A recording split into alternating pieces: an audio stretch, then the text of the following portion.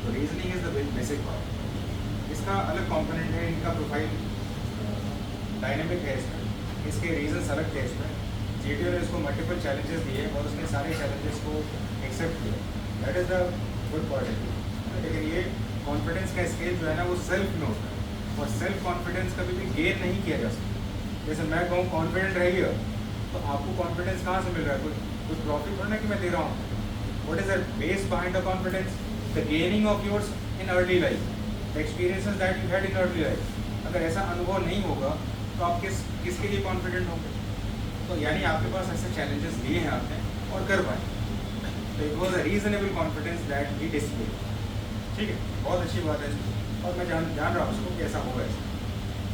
ये हमारा हो गया, ये कमांडा से हमारा नेक्स्ट डे हुआ था। First day group discussion, group planning exercise हुआ था, पीपीटी हुआ था और लेक्चरेट हुआ था। तो लेक्चरेट में थोड़ा बहुत मैंने किया था मुझसे, क्योंकि मैंने इंस्ट्रक्शन को सही से सुना नहीं था। क्या था लेक्चरेट का?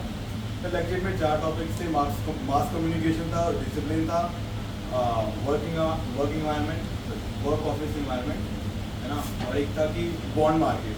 तो मैंने सोचा यार डिसिप्लिन पे बोलूँगा या उस पर मास कम्युनिकेशन पे, क्योंकि ये दोनों इजी टॉपिक्स हैं। लेक्चरेट में हमेशा आपको 1-2 टॉपिक ऐसे मिलेंगे जो आपको आते ही होंगे। सही बात। तो इसलिए मैं ज़्यादा पढ़ता भी नहीं हूँ, ये भी कारण है नहीं पढ़ने का मेरे ज़्यादा।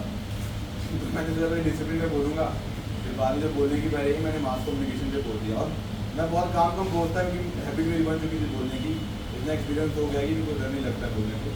आराम से धीरे धीरे बोला, सोचते सोचते बोला, तो वो लेक्चरेट भी बहुत अच्छा गया। इनफैक्ट मुझे लगता है मेरे बाकी ग्रुप मेंबर्स ने भी मुझे काफ़ी कमेंट किया कि मेरा लेक्चरेट बहुत बढ़िया था, और 2.5 मिनट के बाद भी, 3 मिनट के बाद भी उसने घंटी नहीं बजाई।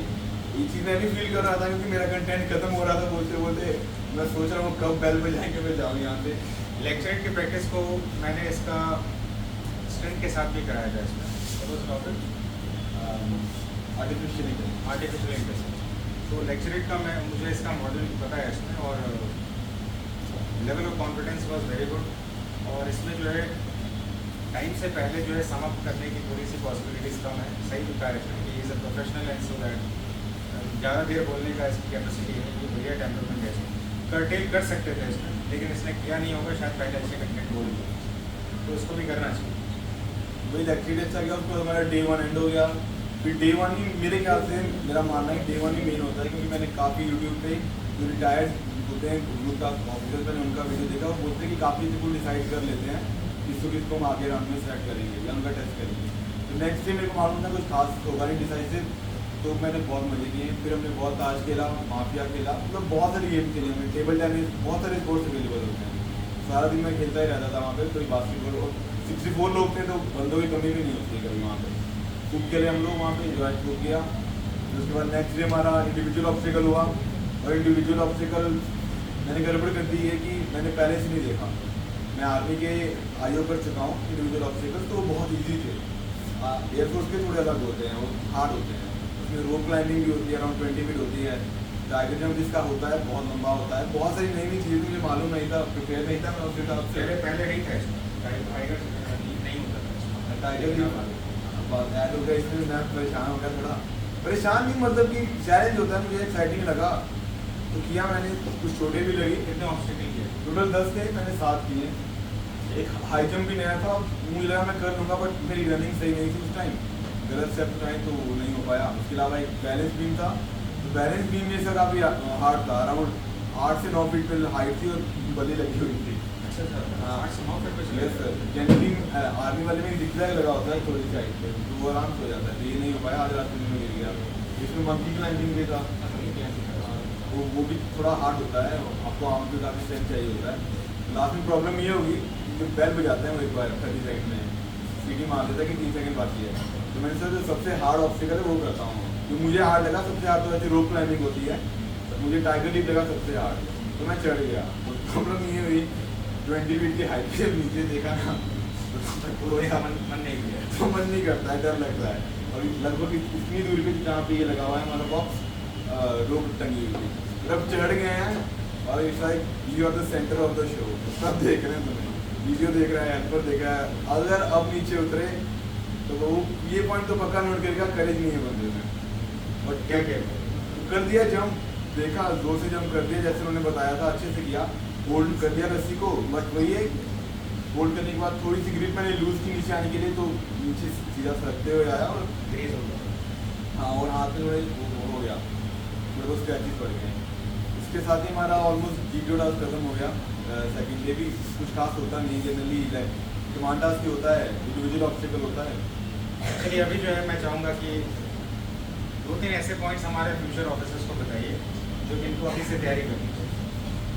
पहला तो मैं कहूँगा कि आप अपने कम्युनिकेशन स्किल्स को बहुत स्ट्रॉन्ग करो, है ना, मोस्ट इंपॉर्टेंट मुझे लगता है। जब तक आप अपने आप को एक्सप्रेस नहीं कर पाओगे ना, आप कभी सीनियर नहीं हो पाओगे, क्योंकि बहुत सारे बंदे वहाँ पर आएंगे, बहुत अच्छी इंग्लिश बोलते हैं, कंटेंट उनमें रद्दी भर का नहीं होता है, कुछ भी बोलेंगे पर इंग्लिश में बोलेंगे, अच्छी होती है इंग्लिश। पर तुम लोग कंटेंट तो चलो, मेरा मानना है कि आई थिंक हर एक के पास होता है, आप अपना एक्सप्रेशन, पावर ऑफ एक्सप्रेशन सही करो। यानी कम्युनिकेशन स्किल पर प्राइमरली सबको काम करना है, पहला सजेशन। दूसरा सजेशन मेरा भी मानना है कि मैं इसीलिए बार बार स्क्रीन आउट हो रहा था, क्योंकि मेरी कम्युनिकेशन स्किल इतनी अच्छी नहीं थी, मैं उतना बोल्ड नहीं था, जैसे सर ने बताया, टेम्परामेंट के अकॉर्डिंग मैं बोलता नहीं था।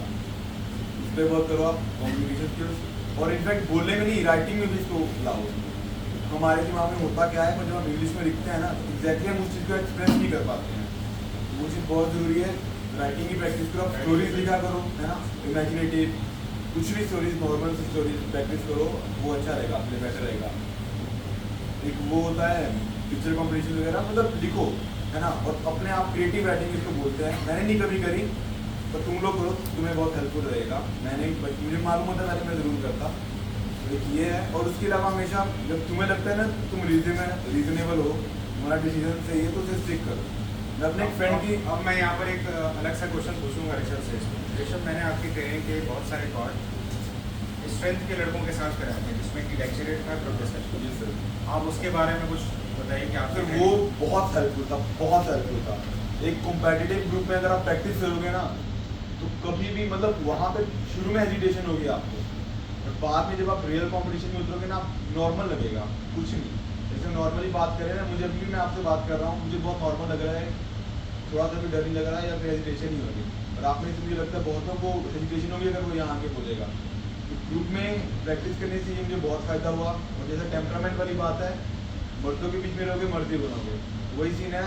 हमने साथ में प्रैक्टिस की, सबकी आवाज़ लाउड थी, मुझे भी अपनी आवाज़ लाउड करनी पड़ी। घर पे मेरे इतना शांति का माहौल रहता है। मैं यहाँ पर आपको एक बात बताया था, मैं स्ट्रेंथ की शेड्यूलिंग में हम जनरली बाहर के कैडेट्स को इन्वॉल्व नहीं करते। जनरली सिर्फ उसी कैडेट को करते हैं जिसमें क्वालिटी फैक्टर थोड़ा सा सुपीरियर रहता है।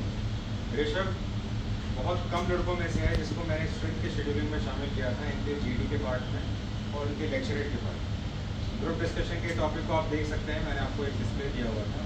लेक्चरेट के पार्ट को भी मैंने इसका थ्राइस रिपीट कराया था, and he was very and he sounds very confident after that also. तो इसमें जो फैक्टर की ज़रूरत थी, जो अभी खुद ही परसीव कर रहा है कि आप जैसे लोगों के बीच में रहेंगे वैसा ही बनेंगे। आप अपने सराउंडिंग के लोग को कमज़ोर रखेंगे तो कमज़ोर ही बनेंगे, आप खुद ताकतवर नहीं बनेंगे।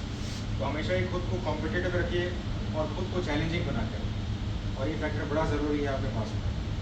बहुत सारी बातें हम करेंगे इसमें, पूरी शुभकामनाएं आपको, ऑल द बेस्ट। उम्मीद करूँगा कि आने वाले समय में आप जो है बहुत ब्राइट फ्यूचर के साथ आगे हैं। आप लोगों का भी टाइम ने बहुत लिया है इसमें, धन्यवाद, हम मिलते हैं।